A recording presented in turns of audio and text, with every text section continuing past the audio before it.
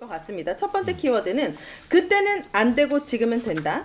현재 지적되는 것 중에 하나가 YTN을 인수하는 유진 E&T 페이퍼 컴퍼니라는 거죠. 과거 비슷한 사례가 방통위는 페이퍼 컴퍼니라서 안 된다고 최대 주주 변경 승인을 거부했던 사례가 있었습니까? 네, 경기 방송을 최대 주주 변경 승인을 이제 경기 필이란 이제 페이퍼 컴퍼니 그 기업이 했는데 네. 이런 이야기가 있었어요. 그때 공적 책임의 주체가 될 수가 없다.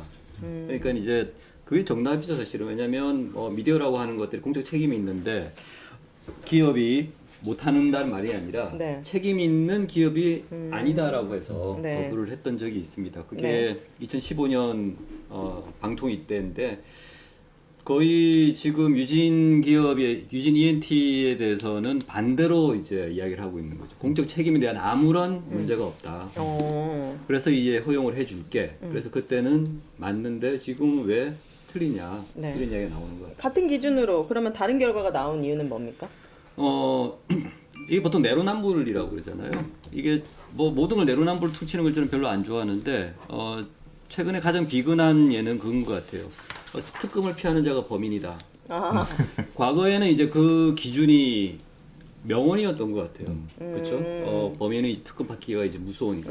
그래서 이제 그것을 말씀하셨던 대통령의 말이 굉장히 많이 다가왔었고, 네. 그것을 이제 많은 시민들이 수용을 하셨던 것 같아요.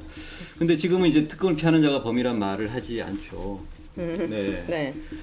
특검을 요청하는 자가 정치적 정쟁의 당사자다 이런 이야기를 이제 하고 있습니다. 이제 이것도 대표적인 그때를 맞고 지금 틀리던데 네. 달라진 건 딱 하나인 것 같아요. 권력자와 당사자 간의 관계가 달라진 것 같아요. 네. 유진 기업과 권력의 관계가 예전 같았으면 아마 안 됐을 거예요. 근데 지금은 유진 기업과 권력자의 관계가 굉장히 긴밀하다는 걸 반증하는 게 아닌가. 특검을 피하는 자가 범인과 권력을 갖고 있는 자의 관계가 지금 달라져 있는 거죠. 과거와 네. 달리. 이런 것처럼 유진그룹이 왜 페이퍼 컴퍼니 형식을 택하는 이게 걸까요? SPC라고 해서 특수목적법인이라고 보통 부르는데 이게 그러니까 두 가지가 있어요.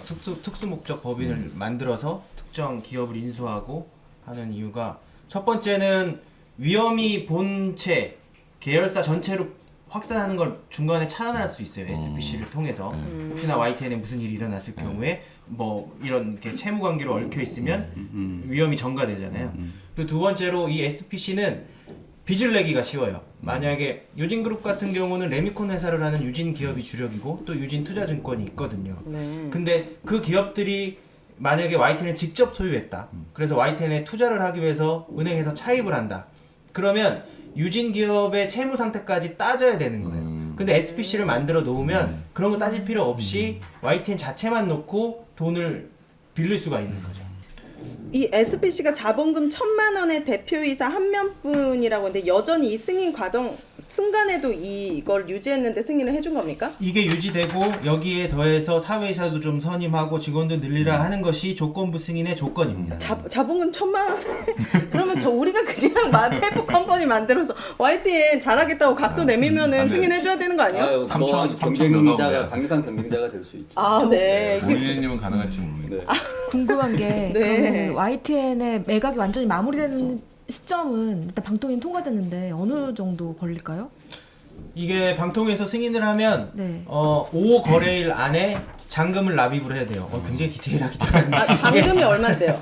이게 오, 거래일. 유진그룹이 3,199억을 써내서 납찰을 받았고요. 이게 네. 3,200억이라고 하면 네.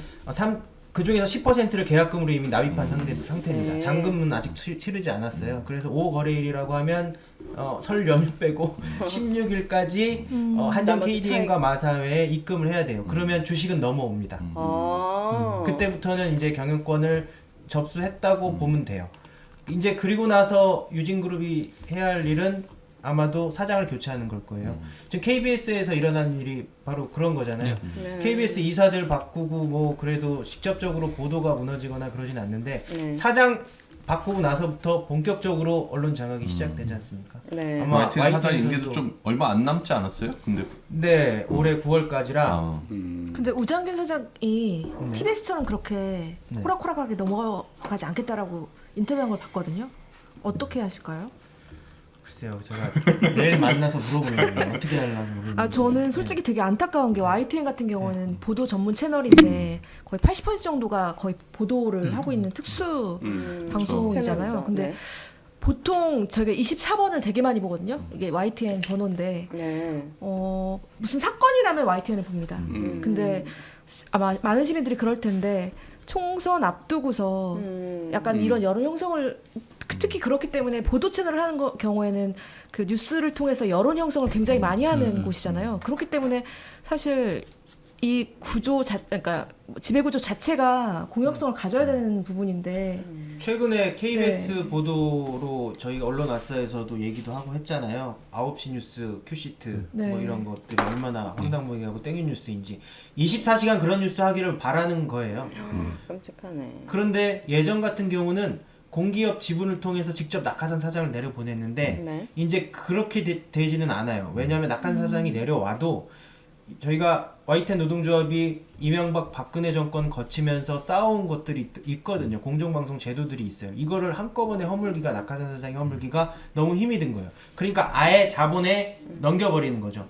자본은 이윤을 추구하고 이윤을 추구하려면 본질적으로 권력 친화적일 수밖에 없거든요. 네. 그래서 계속 언론 장악의 외주화라고 명명해서 저희가 투쟁을 해온 거고. 이게